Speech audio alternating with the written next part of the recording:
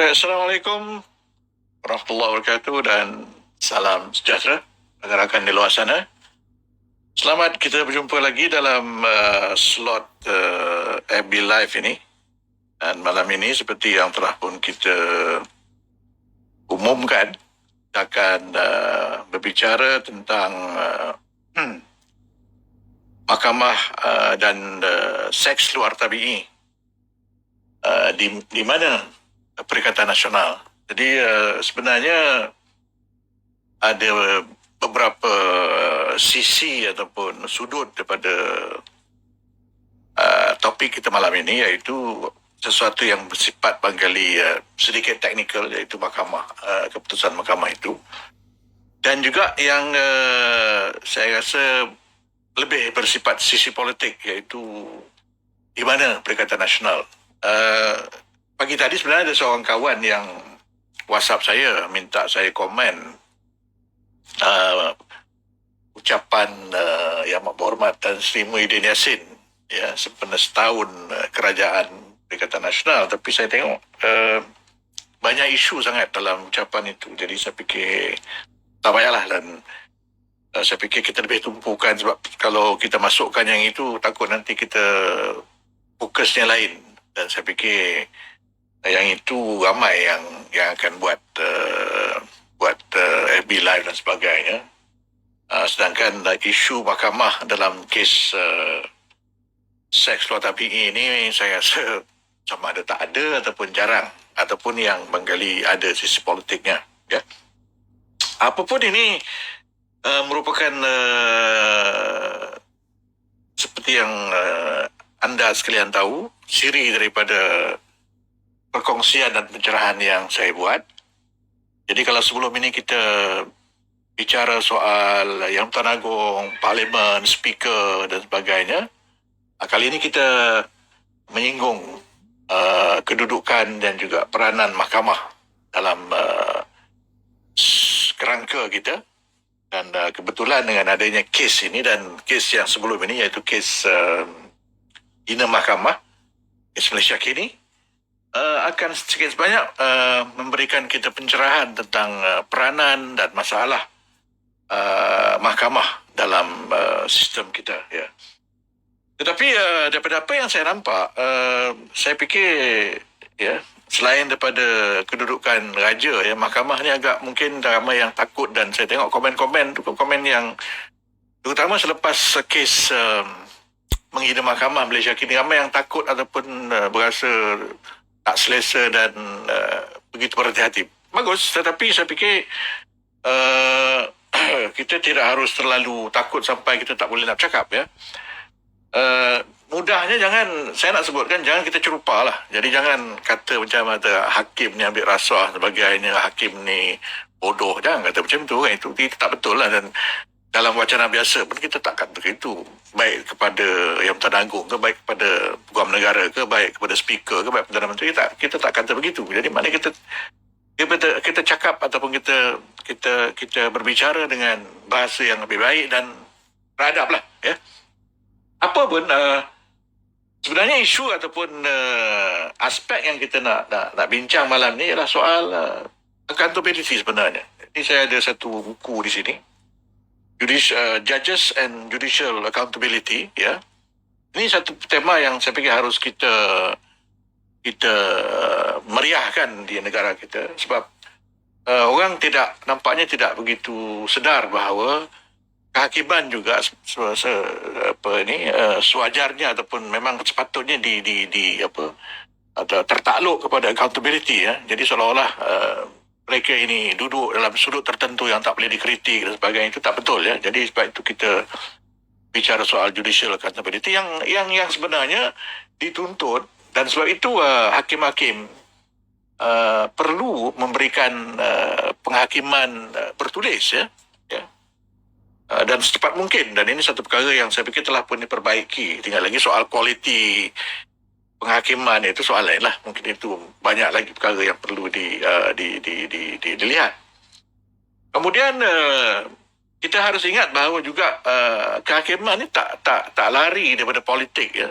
Sama ada politik dalam sistem itu ataupun politik dalam kehakiman itu sendiri. Sebab itu saya cukup minat dengan buku yang ditulis oleh Profesor Griffith ini, yang sudah masuk. Ini yang saya ada ni, edisi yang kelima, The Politics of the Judiciary, ya.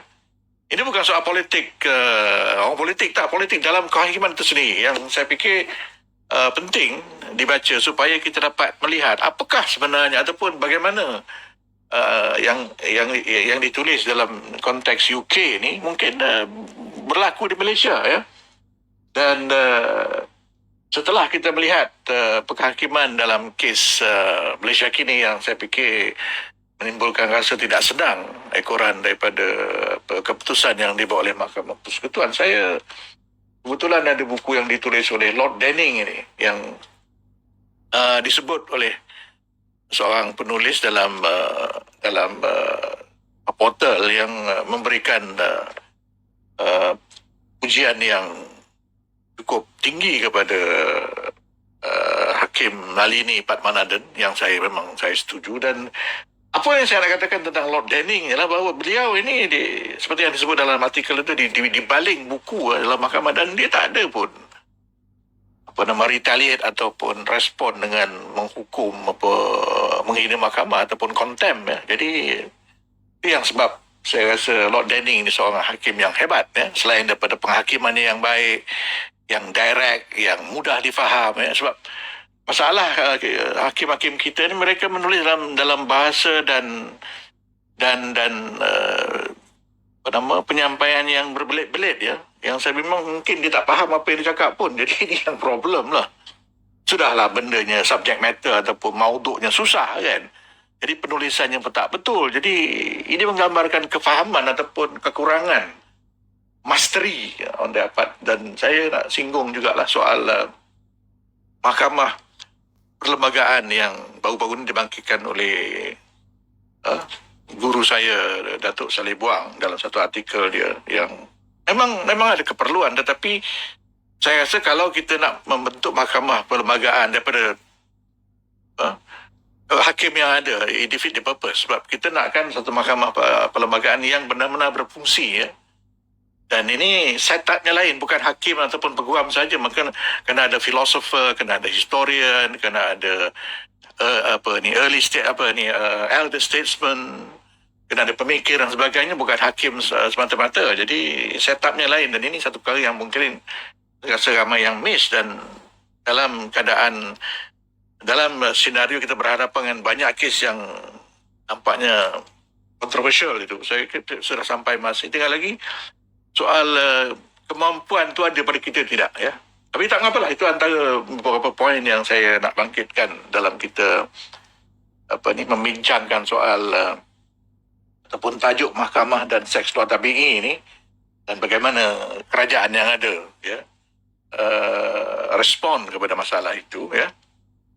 Jadi faktanya lah begini, apa yang berlaku ialah dalam kes yang diputuskan ataupun dalam penghakiman yang dibuat oleh Mahkamah Persekutuan, yang merupakan the highest court of the land, ya, mahkamah tertinggi negara kita, yang juga sebenarnya pada hakikatnya lah mahkamah perlembagaan negara kita, ialah satu keputusan, ya, penghakiman yang berhubung dengan kesalahan liwat, ya, yang melibatkan suatu peruntukan dalam enactment Jenayah Syariah Negeri Selangor 1995, yang Mahkamah Persekutuan mengatakan tidak sah, ya. Jadi ini menimbulkan keresahan, dan kita faham kebimbangan di kalangan masyarakat Islam.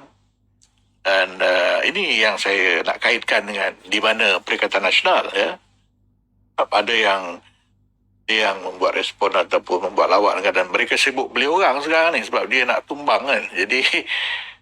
Jadi ini menimbulkan soal kompeten lah, soal kemampuan mentadbir, dan nampak benar mereka terkapar-kapar, mereka bingung. Dan dalam kenyataan saya, ekoran isu itu, saya mempersoalkan di mana Perikatan Nasional, khususnya menteri yang diberikan portfolio undang-undang, iaitu Datuk Taqiyuddin Hassan, ya, dan juga menteri yang diberikan portfolio agama, iaitu Datuk Dr. Zulkifli Al-Bakri.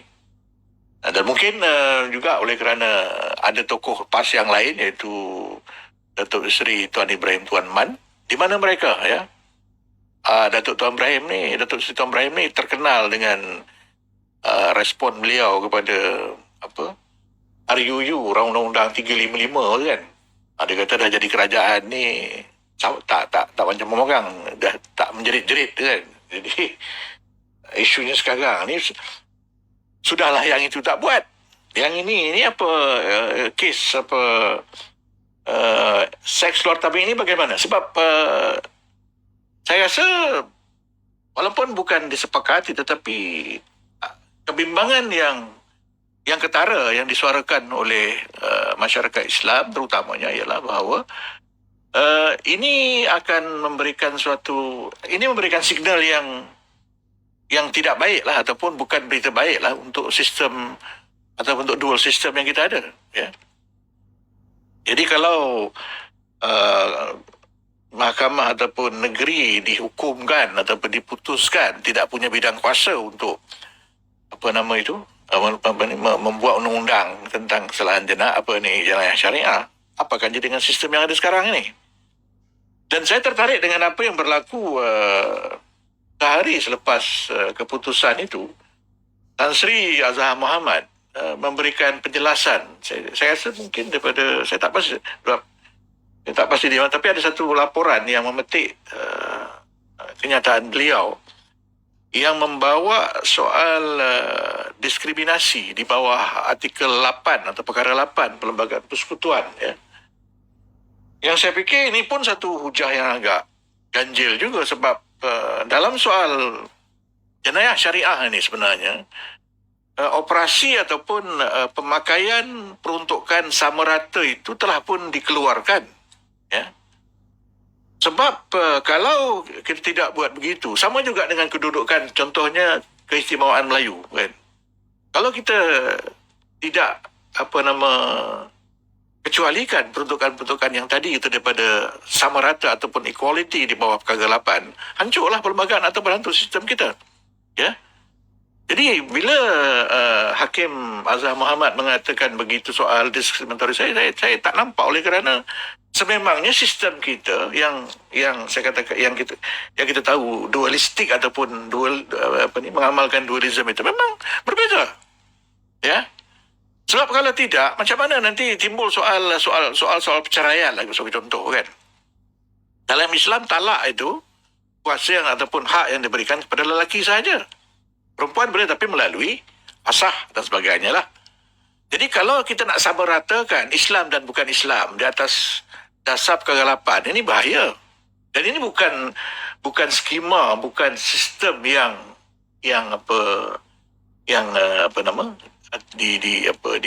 dibenarkan ataupun ada dalam kerangka perlembagaan dan undang-undang dan sistem kita. Ya. Begitu juga faraid, memang tak adil. Jadi saya tak pastilah di mana ataupun bagaimana ataupun apa sebenarnya yang nak dibawa oleh Hakim Azhar Mohamad itu. Mungkin oleh kerana saya tak pasti kenapa, mungkin yang saya jangka ialah kerana telah timbul beberapa ataupun telah desas-desus telah nampak. Walaupun agak menarik juga selepas daripada keputusan Mahkamah Persekutuan tadi yang bersorak ni geng LGBT lah. Ya. Jadi anda boleh bayangkan bagaimana kalau kes ini timbul ataupun keputusan Mahkamah Persekutuan ini terjadi ke waktu Pakatan Harapan, habislah bersorak lah, kata memang betul ini Pakatan Harapan ini pro LGBT, mempromosikan liberalisme dan sebagainya lah kan. Itu yang saya rasa disebut juga oleh Datuk Seri Dr. Mujahid Yusof Rawa kan. Apa akan jadi kalau keputusan ini berlaku di zaman PH? Memanglah yang dituduh curi duit tabung haji lah, bagi orang kafir, mengendalikan tabung haji dan sebagainya. Ni LGBT, sah lah. Tapi sekarang ni bila berlaku di zaman ataupun di bawah pentadbiran Perikatan Nasional, senyap. Ya. Malah kan Menteri Liverpool ini kata dia tak ada masa. Bila orang tanya kan, dia kata dia sibuk nak menangani COVID-19. Sejak bila pula jadi dukun dia ni kan? Dan saya minta maaf lah sebutlah masalah inkompeten dia ni sebab nampak tak boleh jadi menteri lah. Dia tak reti jadi menteri dan dia tak tahu peranan menteri sebenarnya. Sorry lah saya terpaksa sebut sebab sebelum ini timbul soal isu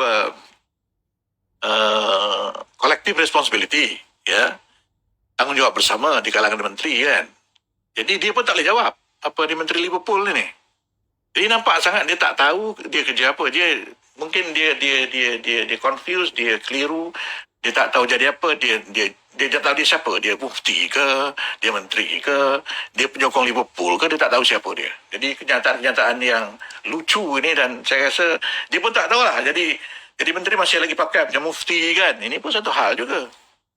Jadi kau nak pakai macam tu, duduk mufti saja lah, tak pakai. Sebab bukanlah haram, bukanlah salah, tapi maknanya tak kena lah, itu jadi masalah. Jadi bila ada kenyataan yang lucu dan tak kena, jadi dengan pakaian begitu tu agak, saya rasa tak melitkan institusi agama lah. Ya. Sebab itu saya fikir ini masalah Perikatan Nasional sebab Perdana Menteri sibuk cari orang, cari ayam, cari katak dan sebagainya, bukan? Dibantu oleh apa tu, Seko tu lah, seorang tu lah kan. Jadi isu ni tak ada siapa yang peduli kan sebab saya tak nak cakap apa-apa sebab saya pun nak jaga idea kita. Buat apa kita nak bagi pada kerajaan tebak atap ni kan, biar dia memang terkapai-kapai. Dia tak tahu nak buat apa, kan? Komen pun tidak. Jadi bila saya perasan selepas saya buat komen dalam dalam Happy Life yang sebelum ini, saya rasa 24 jam sebelum itu pagi itu saya tengok kenyataan dia dan dia spin, dia keluarkan balik kenyataan ataupun kes-kes lama seperti Ramah dan Latun yang tak relevan sebenarnya, ya. Dan bila Menteri Undang-Undang ni kata janganlah cabar dan sebagainya, ini demokrasi. Barangkali Menteri Undang-Undang ni tak tahu sistem kita sistem apa agaknya. Kita tak boleh sekat orang nak mencabar undang-undang. Kita tak boleh sekat orang nak mencabar ataupun nak assert ataupun nak menyatakan ataupun nak menuntut hak dia. Tak boleh. Ini satu sistem yang terbuka. Jadi saya pun tak faham apa yang dia kata begitu. Maknanya macam orang tak ada kuasa. Ya. Patutnya sebagai seorang menteri yang ada kuasa dan mungkin kita boleh andaikan dia ada majoriti, dia patutnya membuat satu langkah yang drastik untuk address isu ini, untuk menangani isu ini. Apa nak buat? Buatlah. Dan sepatutnya lah juga. Maknanya mungkin diaturkan satu mesyuarat dengan Majlis Raja-Raja. Ya, sebab agama bidang Raja-Raja. Sebab ada banyak isu yang sebenarnya kalau kita baca penghakiman Mahkamah Persekutuan itu, banyak isu yang berbangkit sebenarnya. Dan ini yang sebenarnya membangkitkan yang saya nak ulangi tadi, the sheer incompetent on the part of the Perikatan Nasional. Mereka tidak tahu apa nak buat. Dan satu dua peguam yang memang kita tahu pro dengan geng ini pun, PN ni pun tak boleh cakap.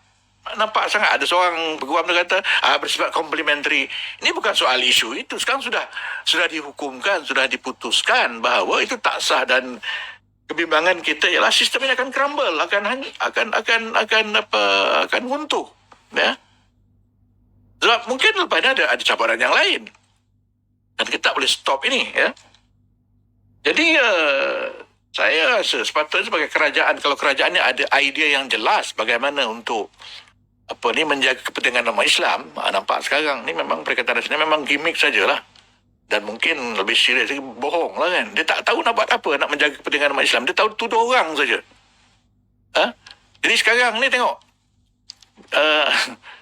adalah orang buat lawak, sudah dibangkali diswastakan kepada sisters Islam agaknya yang jangan risau, ini keputusan ni bukan anti-Islam kan, ya, bukan soal anti-Islam, soal keputusan itu kesan undang-undang, legal implication ni adalah sesuatu yang barangkali not a good news lah kepada sistem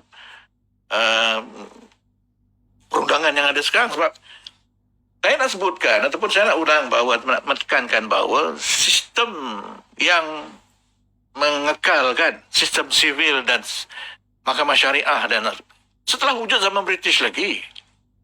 Bahkan kalau kita tengok daripada segi kronologi sejarah, sistem yang mahkamah yang tradisi mahkamah sivil yang telah pun wujud sebelum kedatangan British, ya. Sebab itu kadang-kadang bila saya melihat ataupun saya tengok judgement itu yang seolah-olah melihat kuasa mahkamah syariah ataupun bidang kuasa mahkamah syariah yang bersifat residual ini mungkin ada sedikit banyak persoalan, ya. Dan dalam sistem federation ataupun persekutuan sebenarnya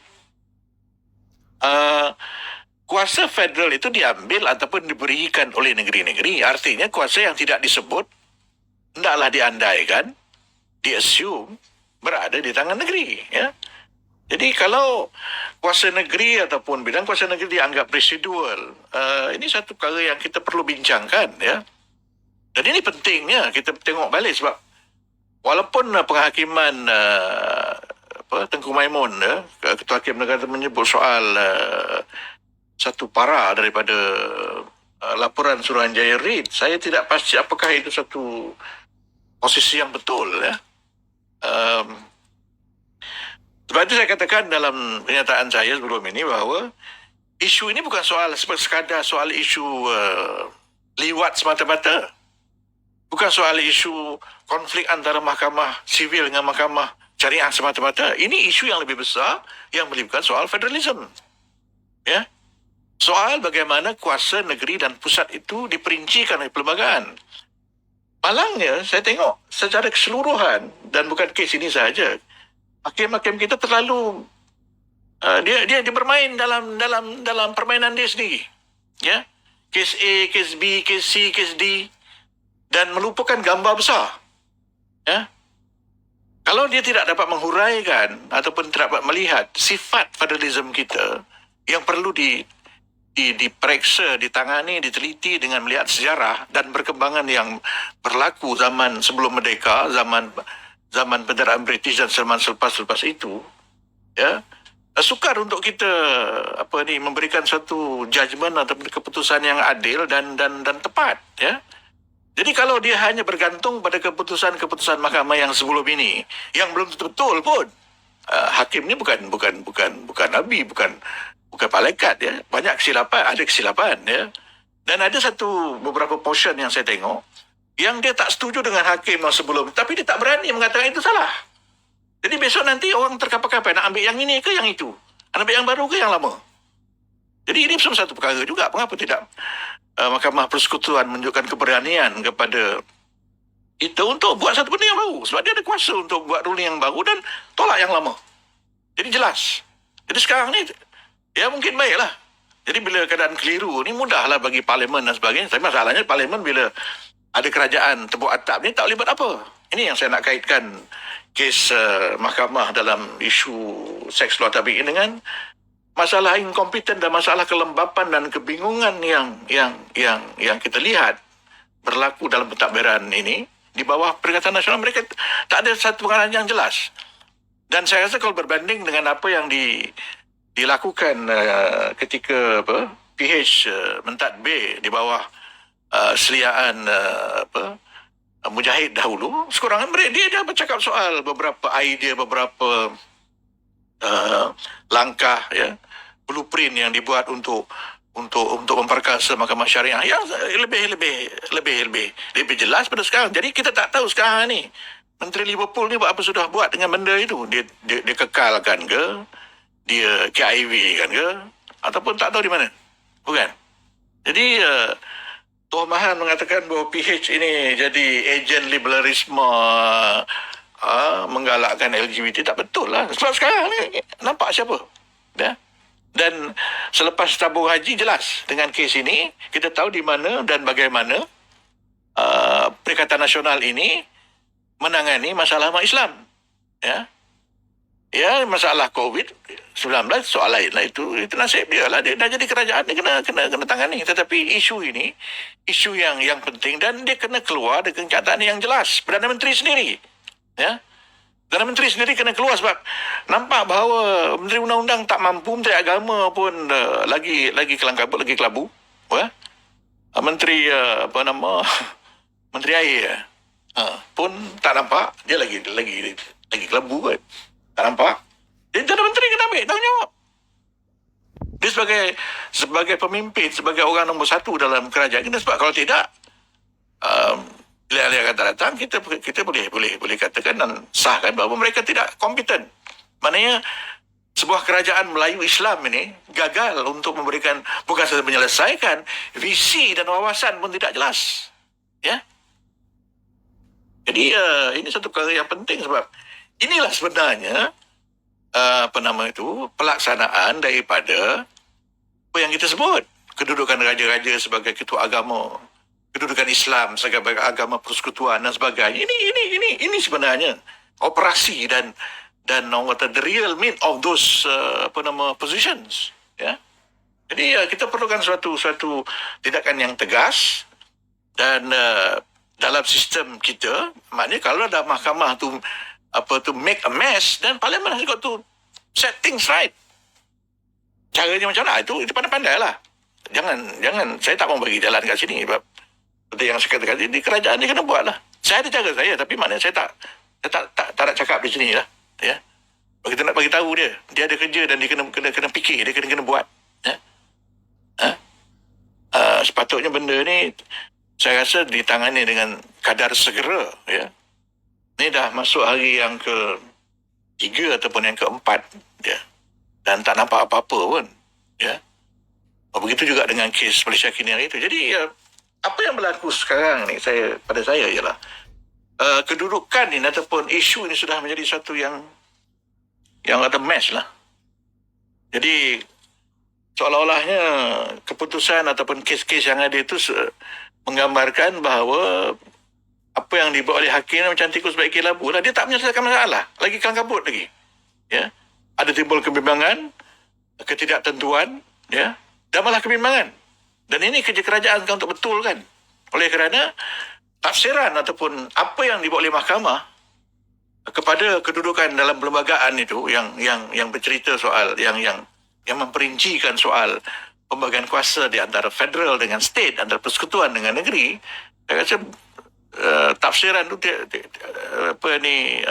menimbulkan persoalan selain daripada menimbulkan kebimbangan. Dan ini pada saya memberikan ataupun memaksa kerajaan dan parlimen, sebab dalam sistem kita kerajaan tu di majoriti di parlimen perlu buat sesuatu. Sama ada ya itu terpulang lah. Saya tak mau nak bagi detail sangat, ya.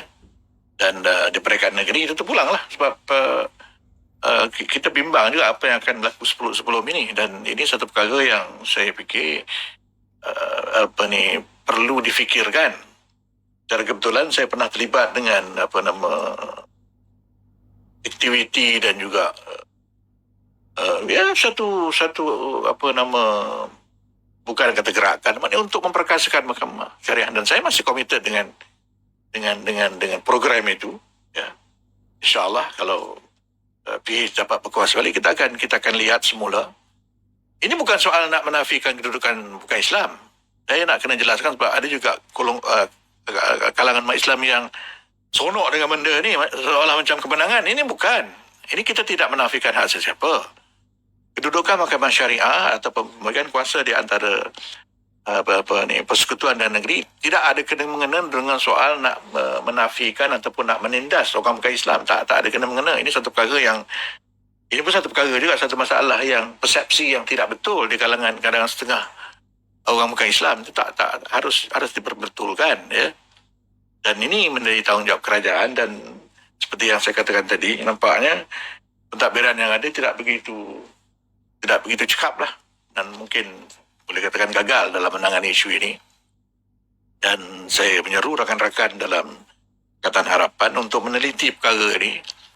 Dan saya harapkan apa yang saya kongsikan malam ini memberikan sedikit sebanyak impetus kepada rakan-rakan untuk membincangkan hal ini dengan lebih lanjut, supaya kita jelas, terutama kepada umat Islam, apa sebenarnya yang berlaku dan apa jalan di hadapan. Bagaimana untuk kita nak menjernihkan keadaan. Oleh kerana apa yang berlaku, apa yang diputuskan ini, saya fikir tidak selaras dengan hasrat kita untuk memartabatkan mahkamah syariah. Walaupun saya tidak menafikan bahawa di sana sini ada juga kelemahan di kalangan mahkamah syariah, tapi itu isu yang lain, ya.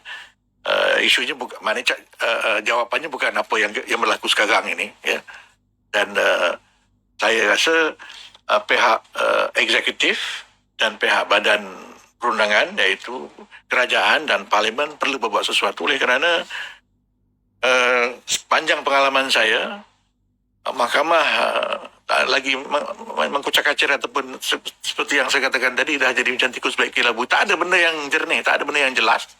Dan saya fikir ini memang sepatutnya ditangani oleh kerajaan yang ada mandat pada rakyat, ya, yang ada mandat buat undang-undang. Hakim dan mahkamah hanya tafsir undang-undang saja yang kadang-kadang jadi lebih teruk jadi salah, yang jadi cacat murba. Maknanya kita kena balik kepada parlimen dan kerajaan, termasuk negeri-negeri juga. Oleh kerana ini melibatkan negeri dan saya fikir di sini sebenarnya satu yang kritikal oleh kerana inilah isu yang tinggal pada negeri selain pada tanah, ya. Jadi kalau ini pun tak dibiarkan dan negeri-negeri tak ke depan, bimbang nanti semakin lemah lah. Jadi saya fikir dah bercakap hampir setengah jam, mungkin saya perlukan memberikan respon beberapa soalan yang dikemukakan. Apa komen doktor berkenaan penghakiman yang mengesahkan penghakiman kes-kes sebelum ini yang menyatakan bahawa konsep of Islam seharusnya diinterpretasikan secara lebih luas dan bukan tertakluk pada rukun Islam semata-mata? Saya rasa itu benda yang sepatutnya tidak mengarah ataupun tidak berakhir dengan membatalkan atau mengisytiharkan ini tidak sah. Itu yang saya pelik. Daripada segi penegasan itu betul lah. Dan saya rasa itu sebenarnya yang kita boleh masukkan. Orang tak ada sebut pada saya, pada pandangan saya. Maksudnya itu menggambarkan apa yang dipanggil sebagai maqasid syariah. Luas. Maknanya bukan hanya Islam itu bukan hanya setakat solat, puasa dan sebagainya. Bukan. Dia banyak perkara lain. Tapi itu agak susah lah. Dalam keadaan Malaysia ni, takut lagi jadi kelam kabut. Kan? Tetapi maksudnya, benda itu betul. Tapi masalah sekarang ni. Sebab, satu perkara lagi yang saya agak berasa tak selesa ialah soal konsep jenayah yang tak disentuh langsung. Ya. Sebab, saya rasa intipati ataupun premis mereka, mahkamah ialah bahawa jenayah ini kuasa federal, kuasa persekutuan. Tetapi kita tahu dalam sistem kita ada dua jenayah biasa dan jenayah syariah yang berbeza. Sebagai contohnya, hidup bersama tanpa nikah tak ada masalah bagi orang bukan Islam. Tapi bagi orang Islam itu salah. Bermaknanya di Malaysia ni ada dua konsep jenayah yang saya fikir tak diakui oleh mahkamah kita. Ini yang saya rasa problem ni. Jadi ini yang jadi masalah konflik tadi. Jadi dia cuba nak bawa semua pada federal. Dia kata federal yang ada kuasa soal jenayah. Tapi seperti yang saya katakan tadi, konsep jenayah Islam tak sama dengan konsep jenayah konvensional ataupun sivil. Ya. Jadi di sini yang saya fikir miss the point itu. Soal diskriminasi, saya tak nampak bagaimana konsep ataupun nak mengelakkan diskriminasi dengan cara membatalkan peruntukan dalam enactment Selangor itu. Saya tak nampak logik dan link dan juga bagaimana apa yang dikatakan oleh saya tadi katakan oleh Hakim Azhar Mohamad tadi. Jadi prinsip itu betul, tapi soalnya dia punya result keputusan itu yang jadi masalah bagi saya. Ya? Akan menjadi presiden kes ini untuk datang dan memberikan kesan kepada undang-undang syariah lain. Itu yang jadi problem sekarang. Maksudnya bila dah pintu ini dibuka begini, maknanya orang akan cabar sebab kita kena faham, ya, bila kita ini dibicarakan, dia ada dua. Satu, kita hujah bahawa kita tak bersalah, kita itu teknikal. Yang keduanya kita hujah undang-undang itu tak sah. Dia ada dua trik. Tanya Puguam tahu, dia ada dua trik. Ha? Kalau kita ditangkap ataupun didakwa, ada dua tu. Yang pertama ni kita menghujah undang-undang itu tidak sah, sama ada tak sah oleh kerana apa ataupun kerana berlawanan dengan perlembagaan, ataupun yang keduanya melalui kes ataupun di bawah undang-undang itu sendiri, segala hujah maknanya tidak ada niat dan sebagainya lah. Jadi apa yang akan berlaku selepas ini kita menjangka ialah bahawa akan lebih banyak lagi ataupun akan timbul cabaran, ya. Jadi ini yang saya katakan tadi, pihak kerajaan kena ambil sesuatu, ya. sebab dia kata ini bukan keputusan kerajaan, betul. Saya sebut dalam kenyataan saya. Kita akur, kita faham. Ini keputusan mahkamah. Ini bukan keputusan politik. Ini bukan keputusan kerajaan. Tapi itu tidak bermakna bahawa kerajaan harus diam buat tidur saja, buat tak tahu saja.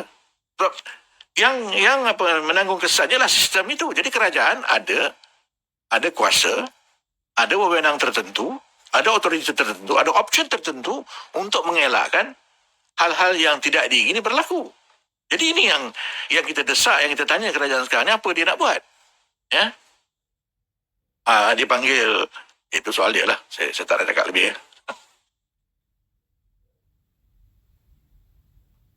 Persetujuan telah bahawa kesalahan tidak baik dan tidak sah.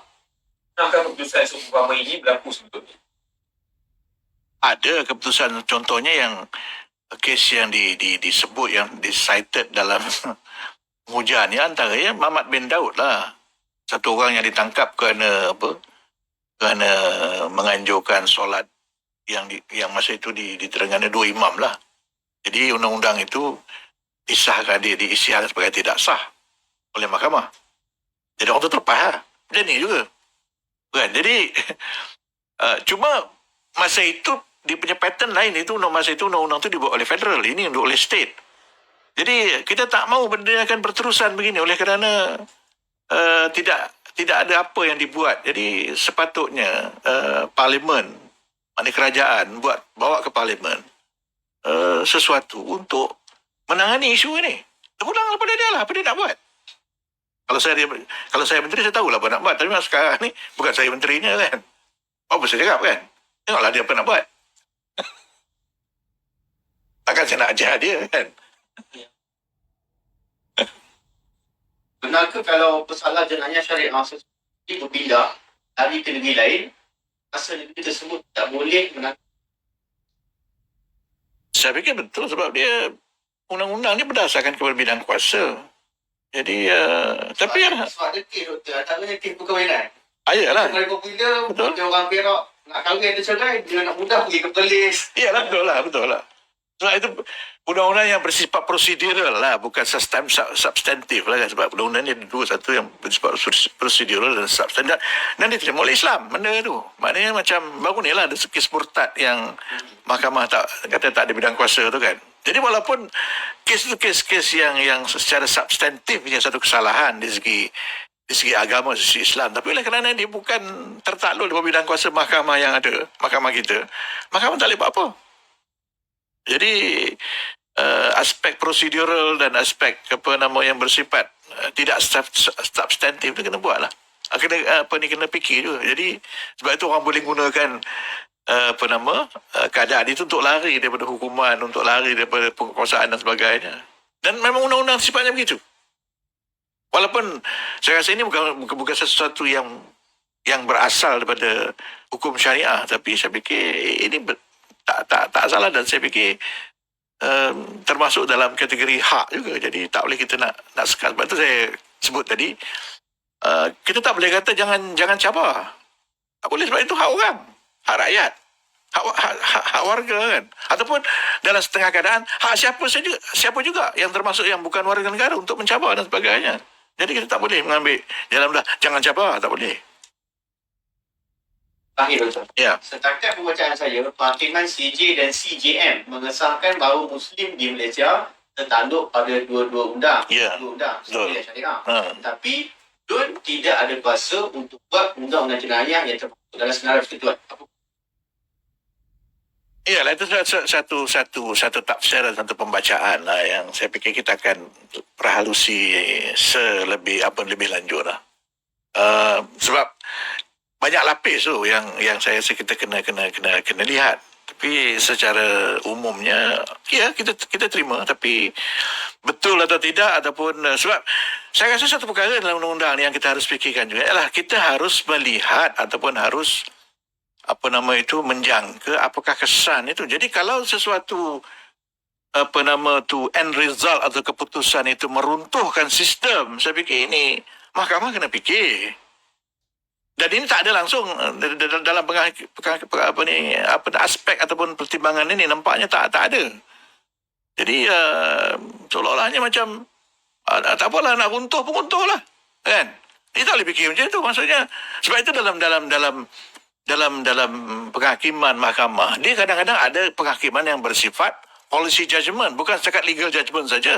Policy judgment, sebab sesuatu perkara itu walaupun mungkin dibenarkan oleh undang-undang, tetapi kalau kita tak stop, kita tak sekat, dia akan merosakkan sistem. Jadi ini elemen ini saya nampak tak ada dalam penghakiman Mahkamah Persekutuan. Tu yang saya katakan tadi. Mungkin sudah sampai masanya kita fikirkan pembentukan sebuah mahkamah perlembagaan supaya kes-kes perlembagaan ini dibawa kepada satu spesialis forum, bukan mahkamah yang sekarang ini yang siapa saja asalkan dia hakim, asalkan dia lama sampai dia duduk situ. Sedangkan mungkin sepanjang praktis dia, sepanjang perkhidmatan dia tak banyak menangani soal kehakiman ataupun soal perlembagaan. Jadi rosak perlembagaan itu. Jadi ini yang saya fikir mungkin rakyat perlu pertimbangkan, sebab parlimen ataupun kerajaan perlu fikirkan seruan untuk menubuhkan sebuah constitutional court seperti di Jerman, di negara benua Eropah terutama, dan saya rasa di Thailand pun dah ada dah. Cuma siapa yang nak jadi anggota, nak jadi panel, itu soal lain lah. Ya, tetapi ini perlu supaya apa yang berlaku ni tidak berlarutan, dan kita boleh cek balik lah supaya tak rosak. Jadi fenomena tikus baiki labu tu dapat kita elakkan lah. Jadi saya rasa kita sudah bersiaran hampir 40 minit. Jadi terima kasih kepada rakan-rakan yang bersabar, dan saya harap apa yang kita bincangkan sedikit banyak memberikan beberapa kesedaran dan juga mungkin suatu impetus untuk kita kembangkan seterusnya. Dan saya harap kita semua dapat terus menjaga SOP, Standard Operating Procedure. Bukan semua orang pening, ya. Kita masih lagi belum menang melawan COVID-19. Jadi sehingga berjumpa lagi. Sekian, Assalamualaikum warahmatullahi wabarakatuh. Terima kasih.